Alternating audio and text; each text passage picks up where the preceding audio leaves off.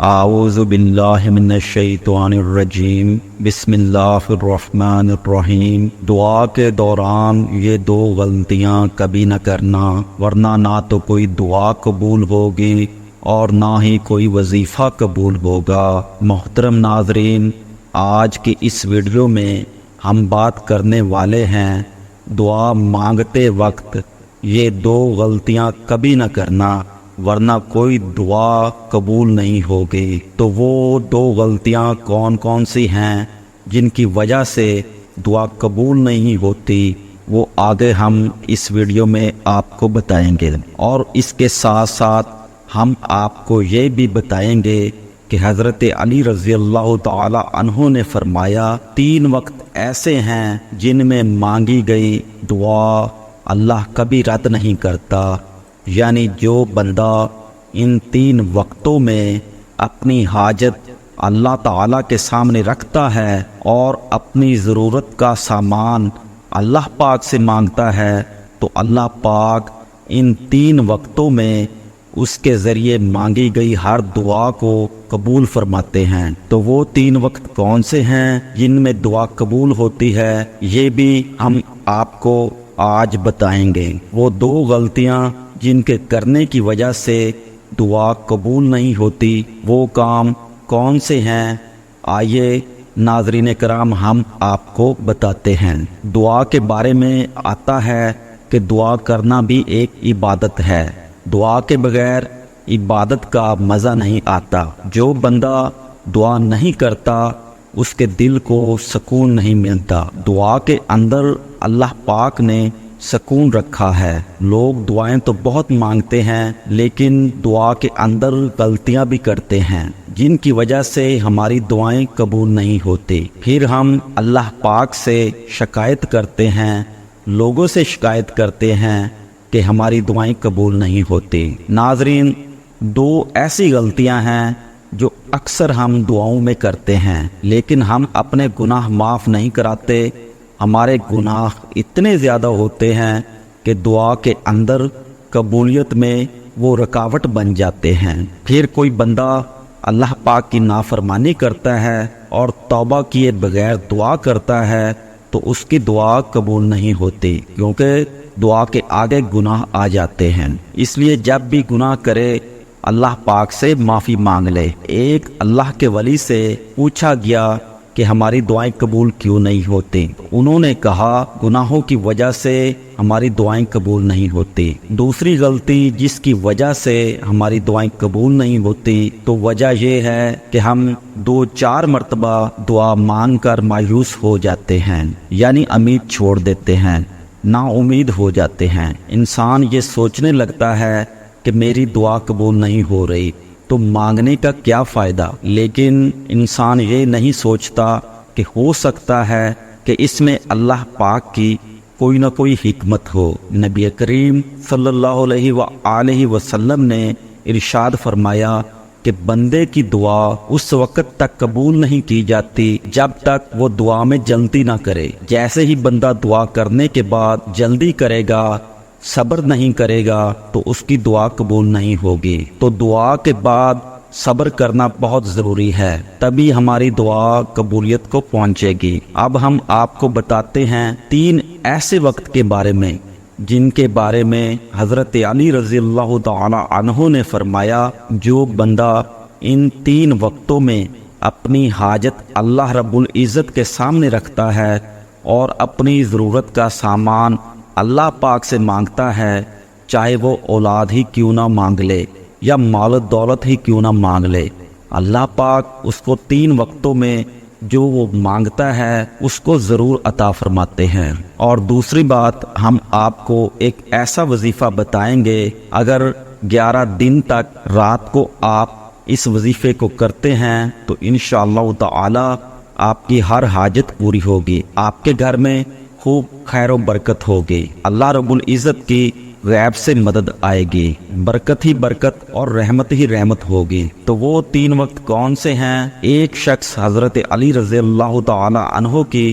خدمت میں آیا اور کہنے لگا، یا علی، وہ کون سا وقت ہے کہ جب بھی میں دعا مانگ لوں فوراً قبول ہو جائے؟ تو حضرت علی رضی اللہ تعالی عنہ نے فرمایا، اے شخص، میں نے اللہ کے رسول صلی اللہ علیہ وآلہ وسلم سے سنا ہے کہ 3 موقع ایسے ہوا کرتے ہیں جن میں اللہ اپنے بندوں کی دعا کبھی رد نہیں کرتا۔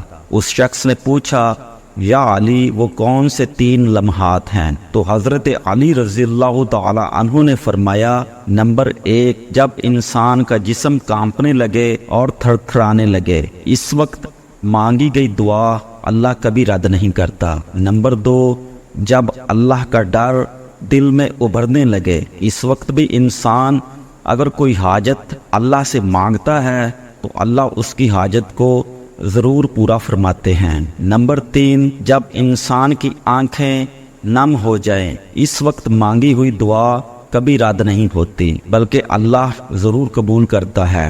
یاد رکھنا، ان 3 حالتوں میں انسان کائنات کی جو بھی چیز مانگے وہ اسے ضرور ملتی ہے، چاہے وہ صفا مروہ کے برابر سونا چاندی ہی کیوں نہ مانگ لے۔ ناظرین، اب ہم آپ کو ایک ایسا وظیفہ بتائیں گے جس سے آپ مالدار ہو سکتے ہیں، آپ کے گھر میں بہت زیادہ برکت ہوگی۔ وظیفہ یہ ہے کہ آپ کو 11 دن تک اللہ تعالیٰ کا ایک نہایت ہی مبارک نام یا رزاقو رات کو پڑھنا ہے۔ تو یہ وظیفہ کرنے کے لیے آپ کو رات کو وضو کرنا ہے۔ وضو کرنے کے بعد آپ بستر پر لیٹیں تو دائیں کروٹ آپ کو لیٹنا ہے۔ پھر لیٹنے کے بعد آپ کو اپنی حاجت دل میں رکھ کر یا رزاقو یا رزاقو یا رزاقو 101 مرتبہ 11 دن تک پڑھنا ہے، اور ہر رات اسی طریقے سے وضو کر کے ہی پڑھنا ہے۔ انشاءاللہ کچھ ہی دنوں کے اندر آپ کی ہر حاجت پوری ہوگی اور غیب سے آپ کو مدد ہوگی۔ اللہ کی رحمت اور برکت آپ کے گھر میں برسنے لگے گی۔ اب ہم آپ کو بتاتے ہیں، پیارے نبی حضور صلی اللہ علیہ وآلہ وسلم نے ارشاد فرمایا، 4 چیزیں چہرے کی رونق ختم کر دیتی ہیں۔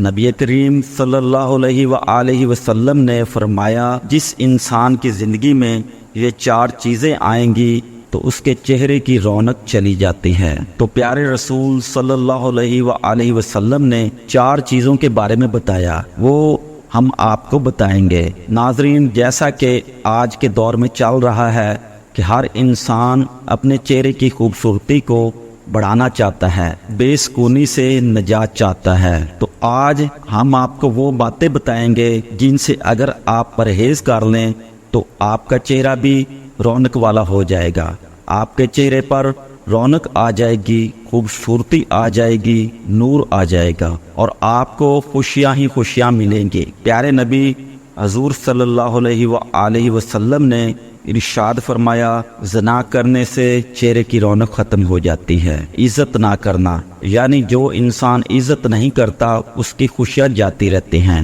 عزت نہ کرنا کسی بھی معاملے میں ہو یا روزی کے معاملے میں ہو، جو شخص عزت نہیں کرتا اس کی خوشیاں ختم ہو جاتی ہیں۔ فضول کسی بات پر بحث بنائے رکھنا، کسی غلط کام کو بغیر کسی خوف کے ساتھ کرنا، یہ بھی خوشیوں کو ختم کرتا ہے اور چہرے کی رونق بھی ختم ہو جاتی ہے۔ اکثر لوگ جب کسی کام کو کرتے ہیں تو ان کے دل میں کسی طرح کا خوف نہیں ہوتا۔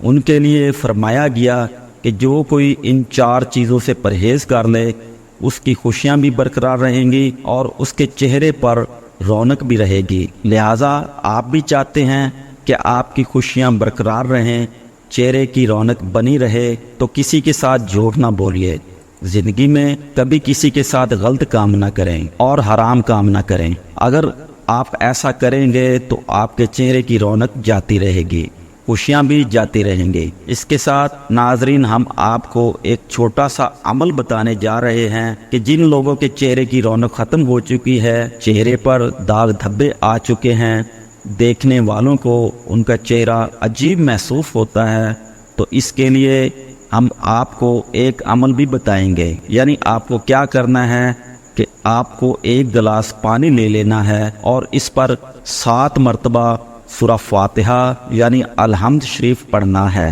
7 مرتبہ سورہ فاتحہ پڑھنے کے بعد آپ کو اس پانی پر پھونک مار دینی ہے اور اس پانی کو پی لینا ہے۔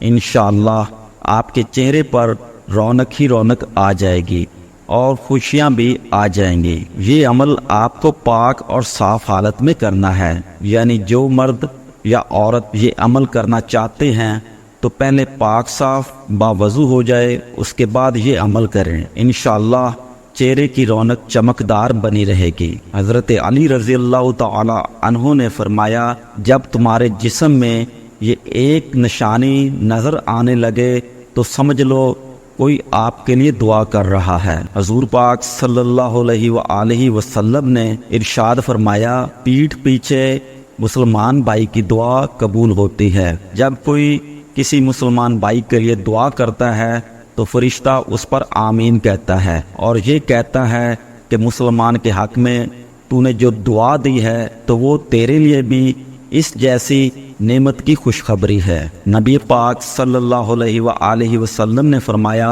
اللہ تعالیٰ فرماتا ہے پہلے تجھ سے شروع کروں گا، یعنی تم جو دعائیں دوسروں کے لیے مانگ رہے ہو وہ سب دعائیں میں پہلے تمہارے حق میں قبول کروں گا، پہلے تمہیں ہی دوں گا، پہلے تمہیں عطا کروں گا۔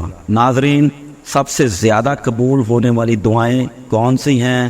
یاد رہے نبی کریم صلی اللہ علیہ وآلہ وسلم نے فرمایا 5 دعائیں ضرور قبول کی جاتی ہیں۔ پہلے نمبر پر مظلوم کی دعا، دوسرے نمبر پر حج کرنے والے کی دعا، تیسرے نمبر پر مریض کی دعا، چوتھے نمبر پر مجاہد کی دعا، 5ویں نمبر پر ایک مسلمان بھائی کے لیے دعا جو دوسرے مسلمان بھائی کی غیر موجودگی میں کرتا ہے۔ ناظرین، صرف 2 لوگ مقدر والے ہوتے ہیں، ایک وہ جنہیں وفادار دوست ملتا ہے، دوسرا وہ جس کے ساتھ ماں کی دعائیں ہوتی ہیں۔ حضرت علی رضی اللہ تعالی عنہ فرماتے ہیں، جب تم بغیر کسی وجہ کے خوشی محسوس کرنے لگو تو یقین کر لو کوئی نہ کوئی کہیں نہ کہیں آپ کے لیے دعا کر رہا ہے۔ 2 گناہ ہیں جن کی وجہ سے زندگی بھر کی نیکیاں ختم ہو جاتے ہیں۔ دوستو، اللہ کا ایک نیک بندہ جس نے اپنی زندگی کے 70 سال اللہ کی عبادت میں گزارے، اس کے بعد اس کا انتقال ہو گیا تو وہ ایک مرید کے خواب میں آئے۔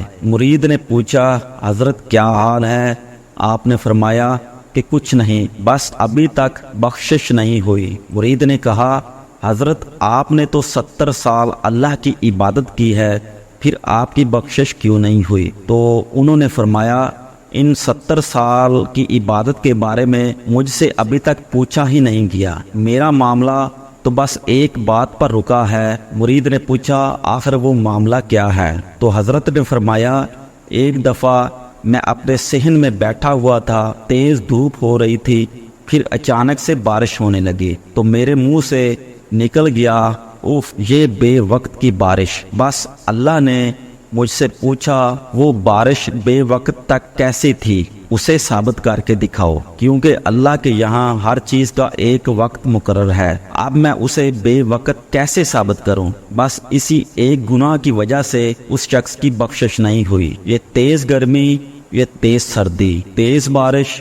بے وقت بارش کا ہونا، یہ سب اللہ کی مرضی ہے۔ کب کیا کرنا ہے، کیسے کرنا ہے، اللہ کے ہاں سب مقرر ہے۔ اس لیے اس کے کاموں میں اپنی کم عقلی نہ لگائیں، اپنی زبان سے ایسے الفاظ کبھی نہ نکالے جو اس کی شان کے خلاف ہوں۔ گناہ نمبر 2، دوستو، حضور نبی کریم صلی اللہ علیہ وآلہ وسلم فرماتے ہیں کہ کل جب قیامت کا دن ہوگا اور ایک بندے کو اللہ کی بارگاہ میں حاضر کیا جائے گا، اس بندے کے نامہ اعمال میں ہر طرح کی نیکی موجود ہوگی، اس کے پاس پہاڑوں جیسی نیکیاں ساتھ ہوں گے۔ ان نیکیوں کو دیکھ کر اہل محشر والے بھی حیران ہوں گے کہ اس کے پاس اتنی ساری نیکیاں ہوں گی۔ اس کے بعد اس بندے کی تمام نیکیوں کو میزان یعنی ترازو میں رکھا جائے گا تو اس کی نیکیوں کا پلڑا بھاری ہو جائے گا، اس کے گناہوں کا پلڑا ہلکا ہو جائے گا، تو وہ بندہ یقین کرے گا کہ اب تو میں جنت میں جانے والا ہوں۔ اب اس کے بعد اس کے گناہ والے پلڑے میں کاغذ کا ایک چھوٹا سا ٹکڑا ڈالا جائے گا تو اس کے گناہوں کا پلڑا بھاری ہو جائے گا، یعنی اس ایک کاغذ کے ٹکڑے کی وجہ سے تمام عمر کی نیکیاں ہلکی ہو جائیں گی۔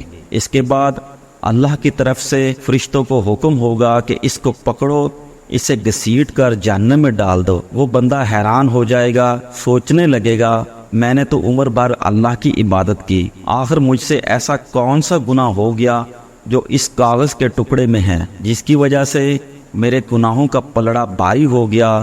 جب فرشتے اس بندے کو گھسیٹتے ہوئے جہنم کی طرف لے جا رہے ہوں گے تو وہ بندہ کہے گا میں جہنم میں تو جا رہا ہوں، لیکن مجھے یہ تو بتایا جائے آخر اس کاغذ کے ٹکڑے میں ایسا کون سا گناہ لکھا ہے جس نے میری عمر بھر کی نیکیوں کو ختم کر دیا۔ تو پھر اللہ فرمائے گا اے میرے بندے، تو نے ایک مرتبہ اپنی والدہ سے چلا کر بات کی تھی، صرف ایک بار چلا کر بات کرنے کا گناہ اس کاغذ کے ٹکڑے میں لکھا ہوا ہے، جس کی وجہ سے تمہاری تمام نیکیاں ہلکی ہو گئیں۔ اللہ اکبر! ذرا سوچو، ماں باپ سے صرف ایک بار چلا کر غصے سے بات کرنے کا گناہ اتنا بڑا ہے، تو پھر وہ لوگ جو اپنے ماں باپ کو اہمیت نہیں دیتے، تو ایسے لوگوں کے ساتھ کیا ہونے والا ہے تو اللہ ہی بہتر جانتا ہے۔ اس لیے اگر آپ کامیاب ہونا چاہتے ہیں تو اپنے ماں باپ کی خدمت کریں، ان کو ہمیشہ خوش رکھیں۔ دعا ہے اللہ تعالی ہم سب کو اپنے ماں باپ کی خدمت کرنے کی توفیق عطا فرمائے، ان کا ادب کرنے کی توفیق عطا فرمائے، اور ہمیں 5 وقت کا نمازی بنائے۔ آمین یا رب العالمین۔